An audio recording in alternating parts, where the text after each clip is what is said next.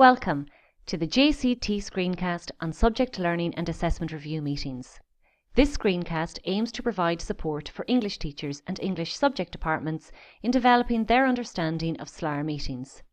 This screencast in particular focuses on growing our understanding of the SLAR meetings for the oral communication classroom-based assessment. There is a corresponding screencast which focuses on the SLAR meeting for the collection of the student's text classroom-based assessment. This workshop was originally developed as a 2-hour in-school support package for teachers. As a result, there will be moments in the screencast where we will recommend that you press pause to engage in some of the activities that we have in the workshop. If you are watching this as a subject department, it would be important that at this stage a facilitator is nominated from within your group to support your engagement with the activities. The screencast can also be viewed by individual teachers who wish to find out more about SLAR meetings.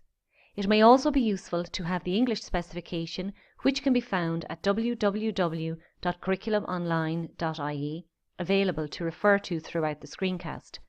We have also developed handouts to accompany this workshop. These are available on our website, and it would be useful if everyone in the department had a copy of these handouts if you were planning on engaging in the activities and discussions that are built into this workshop. The purpose of this screencast is outlined in our learning intentions and success criteria. During this screencast, we hope to deepen your understanding of the purpose, structure and value of SLAR meetings, and show how working with our colleagues can enhance our understanding of the classroom-based assessments. Our hopes will have been realised if you have developed a greater understanding of the structure, purpose and value of SLAR meetings, and if you have begun to identify ways in which SLAR meetings may further contribute to the collegial and individual development of subject learning in your English department. The first question that we need to consider in this screencast is what exactly a subject learning and assessment review meeting is. According to the 2015 Framework for Junior Cycle, a subject learning and assessment review meeting is where teachers will share and discuss samples of their assessments of student work and build common understanding about the quality of student learning. In essence, SLAR meetings will become an integral feature of subject learning across Junior Cycle. The purpose of the SLAR is therefore twofold. It will help us to build a common understanding of the quality of student learning, but will also provide us with opportunities to share practice and learn from one another. SLAR meetings centre on positive professional interactions. They are a new aspect of assessment for all Junior Cycle English teachers in post-primary schools in Ireland. For effective SLAR meetings to take place, we need to have caring and supportive staff rooms, which encourage us to learn with and from one another, and allows room for us to learn from our errors. According to John Hattie, professional relationships truly develop when there is a peer culture among teachers of engagement, trust and shared passion. We feel the SLAR meetings hold exciting potential in this regard. With this in mind, if you are watching this screencast as a subject department, now might be a nice moment to consider the ways that you already work together as a group. If you are not watching this screencast as a subject department, now might also be a nice moment to think about possible norms that work well or could work well in your subject department to ensure positive ways of working together as a group. SLAR meetings will require members of the department to bring examples of student work to be viewed and discussed by other members of the department. Later in the screencast, we look at some of the practical arrangements that will need to be in place for the SLAR meetings, but for now we will focus on generating norms, which will help ensure these meetings run smoothly. Timekeeping and focusing on an agenda may be some norms for your meetings, while parking the ever-pressing corrections, silencing mobile phones and limiting coming and goings may be other considerations. As a department, now might be a good time to press pause on this screencast and discuss the questions presented on screen. This workshop centres on enabling teachers and subject departments to engage in effective SLAR meetings. But before we can actually look at the nuts and bolts details of SLAR meetings, it is important to first set the context and gain an understanding of where the SLAR fits in as part of the wider Junior Cycle English learning journey. All of what we experience in engaging in a SLAR meeting feeds back into the wider learning journey taking place across the 3 years of Junior Cycle. There is a separate screencast which provides an overview of the Junior Cycle English learning journey, an image of which you can see here. Now might be a good moment to press pause and spend a few minutes viewing that screencast. Let's now zoom in on second year and the check-in assessment point that takes place here. As with first year, second year is very much grounded in creating rich learning experiences for our students. Providing rich learning experiences for students is supported in the English specification through the strands, learning outcomes and content guidelines. There is an important assessment check-in point that takes place towards the end of second year in the form of an oral communication classroom-based assessment, or CBA, which aims to capture the rich learning that takes place in our classrooms. Significantly, a subject learning and assessment review, or SLAR meeting, is a feature of this assessment point. Let's now go through the nuts and bolts details of the oral classroom-based assessment. If you would like to take a more detailed look at the oral communication CBA, we have created a screencast to support teachers and subject departments in preparing for the oral communication CBA. For now, as you will see on the screen here, the oral communication CBA centres on specific learning outcomes, which you will find in your SLAR screencast handout. Now would be an opportune moment to take some time to read and discuss these learning outcomes, as well as taking time to consider all of the details surrounding the oral CBA as they appear on the screen. Press pause now to do so.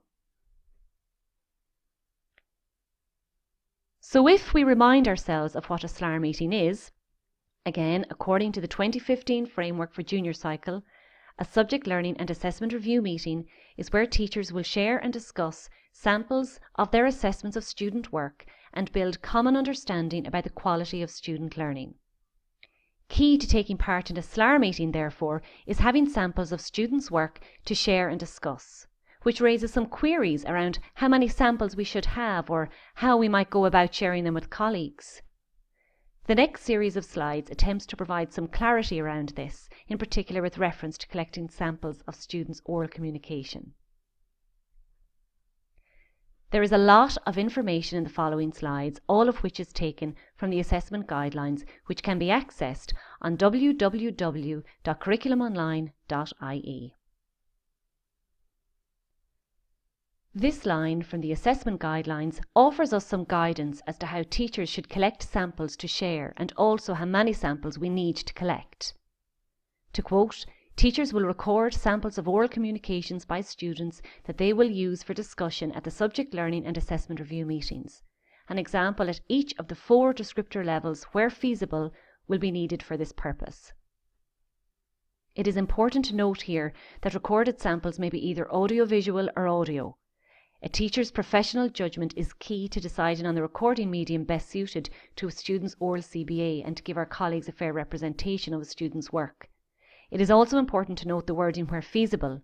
If all 4 descriptor levels are not present within a class group, then a sample of 4 is not possible. A teacher should only collect a sample of the descriptor levels evident in the class grouping. The final point to note here is that samples of our assessments of students' work need to be shared with the facilitator prior to the SLAR meeting. We will look at how we might go about this in a moment. This all then begs the question of how a teacher will identify students to record. Another line from the assessment guidelines offers further clarity around this. To quote, "The teacher's decision on the particular students to record will be based on the range of achievement as he or she would predict at the time, based on students' previous performance. Therefore, teachers' professional judgment underpinned by a good understanding of the features of quality with knowledge of the students' strengths and areas for development will be important factors in identifying the sample of students to be recorded." You will note that there are key factors when choosing which pupils to record, which are highlighted here. In order to support schools in planning and preparing for SLAR meetings, we have organised this screencast into key issues that you will need to consider as a subject department. These issues focus on the before, during and after the SLAR meeting. Given the previous lines from the assessment guidelines, which you will find in your handout around the recording and sharing of samples of students' work, certain issues which may need to be considered are presented here on screen, all of which are very much dependent on an individual school and teacher context. In terms of actually recording students, you will need to consider how will you go about recording samples to bring to the SLAR, and how will you share samples with the facilitator. In relation to identifying students to record, you will need to consider whether you will identify students to record in advance, or whether you will record students and then decide which ones are for the SLAR meeting. If you are a subject department watching this screencast together, or if you are watching as an individual teacher, now would be a very good time to pause and consider the questions on screen. A final question to consider as a group or as an individual teacher is how familiar are you working with the features of quality and applying descriptors to students' work. The features of quality for the oral communication classroom-based assessment can be found in the assessment guidelines on www.curriculumonline.ie, but for your convenience we have also added them to the handout that accompanies this workshop. For each classroom-based assessment, the NCCA have articulated reference points that describe performance at 4 different levels. These features of quality are the criteria that will be used to assess the student work as best fitting one of the 4 descriptor levels. The process of working with the features of quality is to take an on-balance, best fit approach. According to the assessment guidelines, a 2-stage process will operate when applying the features of quality. In oral communication, teachers will make an initial judgment while watching and listening to a student carrying out the oral communication as to whether the student has yet to meet expectations. This will establish a basic threshold for what is considered to be in line with expectations in relation to the features of quality. If appropriate, the teacher will then proceed to move up through the descriptors until one is reached where the student's oral communication clearly does not match all or nearly all of the features of quality. The student's oral communication will therefore be assessed as being at the preceding descriptor, where it is clear that the student's work matches all or nearly all of the features of quality at that level. The best way to determine how this works in practice is to try to apply the features to the examples that are already available online. This way, you will have had time to really familiarise yourself with the criteria in advance of assessing the oral communication classroom-based assessment. The NCCA have provided us with examples of students' work, some of which you will be invited to view in a moment. When familiarising yourself with the features of quality in advance of the SLAR meeting, you may find these useful. We'll move on now from the before stage into the during stage of a SLAR meeting for the Oral Communication CBA. During a SLAR meeting, teachers will discuss assessments of students' work and try to form a consensus on standards.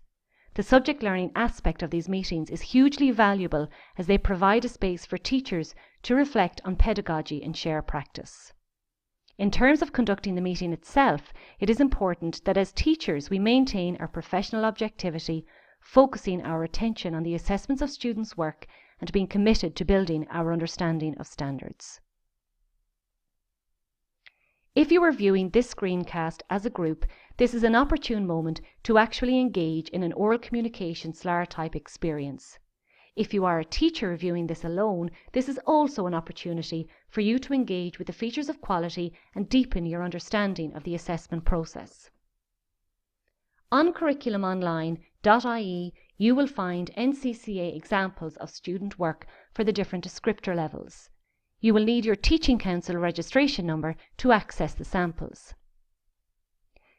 First, choose a sample and apply the features of quality, remembering the on-balance best fit approach. And then engage in a discussion of the sample and consider whether you can form consensus in agreement with the descriptor assigned, remembering to focus discussions on the criteria outlined in each descriptor level. We have now come to the end of part 1 of this screencast, which is an opportune moment to find the samples and engage in this SLAR type activity. Please open part 2 to continue with the screencast. Thank you.